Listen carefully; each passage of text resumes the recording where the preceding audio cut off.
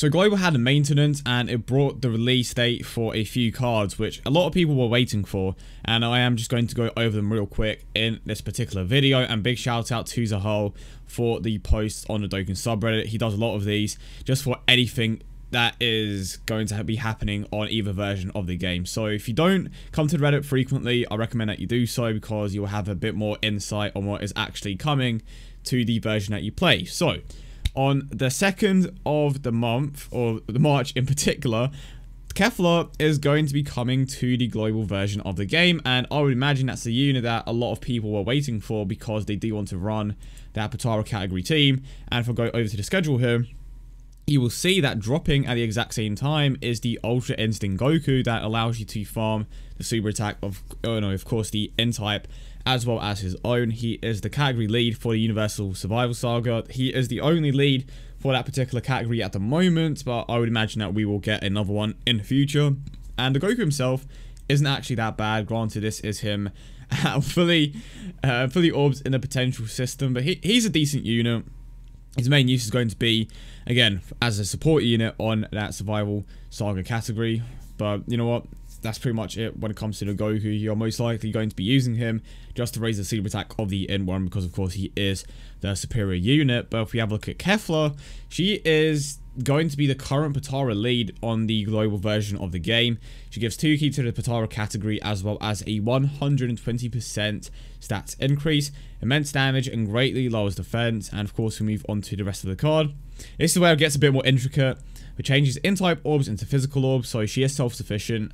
She gets a 10% attack and defensive increase per physical orb obtained, medium chance to evade enemies' attacks, including the super attacks, launches an additional attack which has a medium chance to become a super attack. So she basically has a lot of offensive and defensive capabilities because of that additional chance to super attack, as well as the medium chance to evade the enemy's attack. And even if you don't evade the attack of your enemies, she still gets that defensive increase per orb obtained. So she definitely has a lot of use.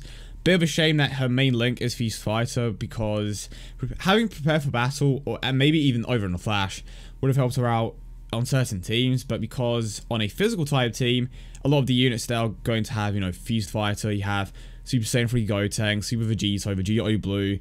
On Potara, you have, Super Gogeta. Of course, you have Super Saiyan 3 Gotenks as well. So there are a few units on those particular teams that would have had over in a flash, and she could have linked up with them, but because she's self-sufficient, it's not that much of an issue. But on a Potara team, everyone is going to have Feast Fighter, so it's not necessarily that bad. But if you don't have some of the major units for some of the other teams, like the physical type team, that is where it could become an issue. Not necessarily for her, because she is self-sufficient, but it could potentially impact her linking well with units that aren't Saiyans. Just something to think about. She is still a great unit nonetheless. Super Saiyan and Battlefield Diva, powered bestowed by God. Peace Fighter, Warrior of Universe 6, as well as Tournament of Power, pardon me. So of course the main attack link is going to be Super Saiyan, as well as the Fuse Fighter link for the key. But yeah, overall, she is an incredible unit. And if we go back to the subreddit, the Metacooler event returns on the 6th of March. The Yosun Goku and Friends return comes back on the same date as Kefla.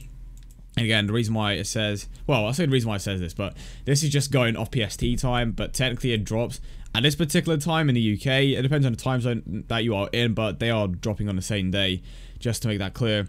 New time limited mission starting on the same day as well. Completing 30 stages gives 9 stones in total.